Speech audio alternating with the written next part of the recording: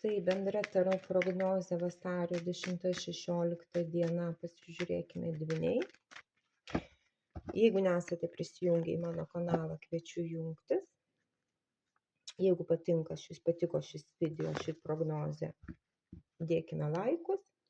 Būsiu dėkinga ir dabar pasižiūrime dvyniai, kokiagi bendra savaitė, kokios nuotaikos šią savaitę. Savijauta, finansai, asmeninis gyvenimas, jausmai, šeima, darbas, mokslai, studijos, hobiai, žodžiu. Tarp kitko, kada aš sakau darbas, taip, tai vis dėlto galbūt galima būtų ir priskirti netgi namų šeimininkės, nes moteris, kurios vis dėlto nedirba kažkokiuose valdiškose darbuose, tai vis dėlto jų namų ruoša tai irgi yra darbas. Suprantate, tai nereikia pamiršti. Tai galima sakyti, galima vis dėlto ir priskirti tiesiog moteris, kurios rūpinasi šeima, tai irgi yra darbas. Staigmena ir naujiena. Taip, kokios nuotaikos šią savaitę? Vis dėlto tai yra krizinės nuotaikos. Tai galbūt šitą savaitę bus tokie įvykiai, kur tiesiog nebus įmanoma jų išspręsti dėl kažkokių tai priežasčių, dėl žinių trūkumo, dėl susiklosčiusių aplinkybių. Žinot, kaip sakant, nueini kažkur tai kažkokią tai įstaigą, o tenai, nežinau, tas įstaigas darbuotojas susirgo. Ir viskas. Negalim išspręsti. Arba kažkas tai kažkokie tai, žodžiu, tokia krizinė situacija atrodo šią savaitę, tokios nuotaikos, kad viskas, aš nieko negaliu padaryti, aš kažkoks tai nevykėlis. Finansai nesiseka, meilė nesiseka. Suprantat, nes, pavyzdžiui, gali būti, kad jeigu šnekam apie jausmus, tai taip, tokios ir nuotaikos yra, kad galbūt vyras už mane vyresnis ir mes nesusišnekam. Suprantat, tai va tokia irgi santykių krizė, arba iš vis absoliutus nutolimas. Žmonės du gyvena po vienu stogu, bet jie yra svetimi. Ir tas tokios nuotaikos, kad atrodo, žiūri tą žmogų ir sugalvoju, ką aš su juo darau, tik iš vis svetimas jisai man. Tai yra savaitės nuotaikos, tai atrodo, nesvarbu, kokioj srityje, atrodo, kad, krizė, pabaiga, niekaip neišeina kažką tai pakeisti. Savijauta, būtent savijauta, kad vis dėlto dvyniai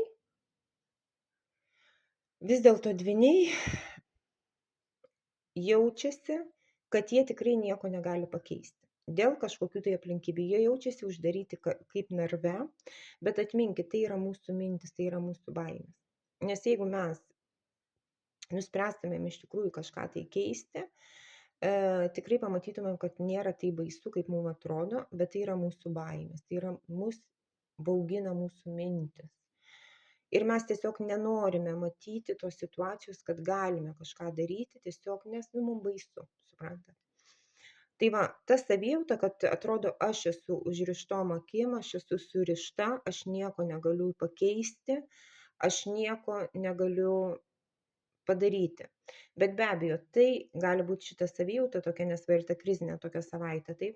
Tai va būtent ar tai nuo aplinkinių, kad žmonės tiesiog įtakoja mūsų gyvenimą ir mes tikrai nieko negalime keisti, bet iš tikrųjų mes galime visą laiką keisti kažką savo gyvenime.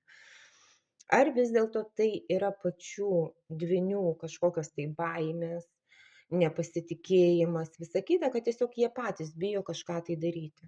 Ir va ta savijauta, kad viskas, aš toks nevykėlis, viskas blogai yra. Ir nežinau, kaip man daryti, ką man daryti, nes man yra blogai, bet ir nelabai galbūt kažką stengiamės keisti. Nes bijome. Finansai, vis dėlto, kas yra susijęs su finansais, tai yra susijęs su šeima, su giminė, su šeimos gerove.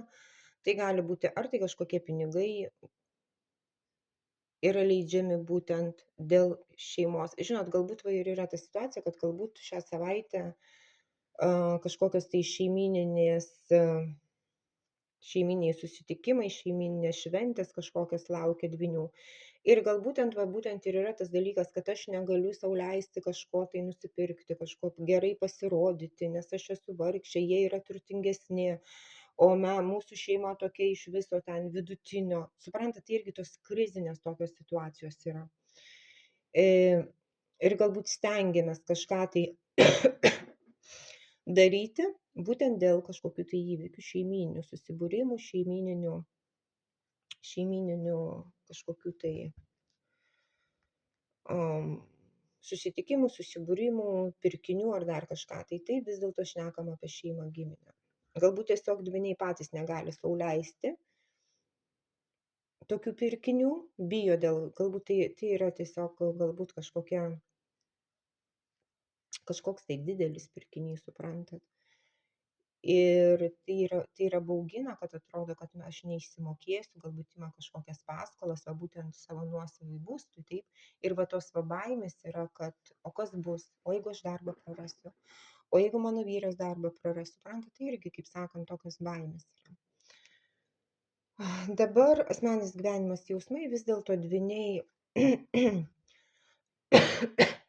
jie jaučiasi vis dėlto kaip jaunuoliai, galbūt daug šneka, daug energijos, bet realiai nieko nedaro,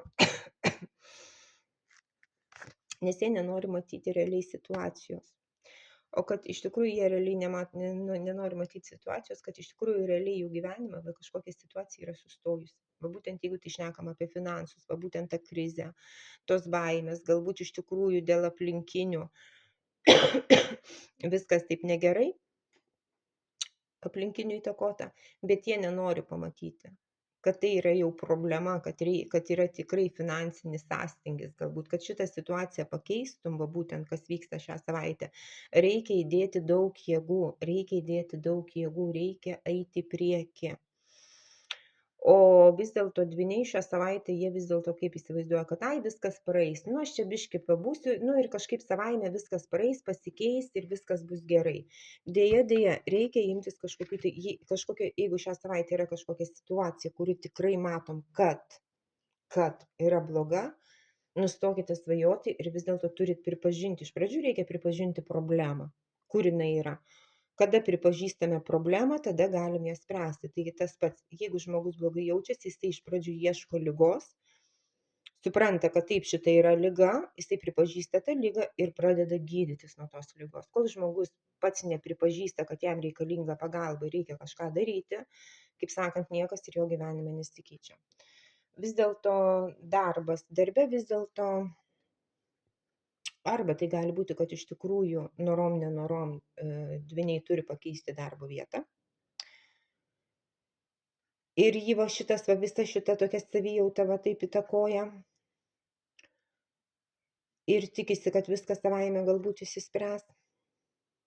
Arba vis dėlto tai gali būti kažkokios kelionės, žodžiu, kažkokie tai dalykai, gali būti kelionės, komandiruotės.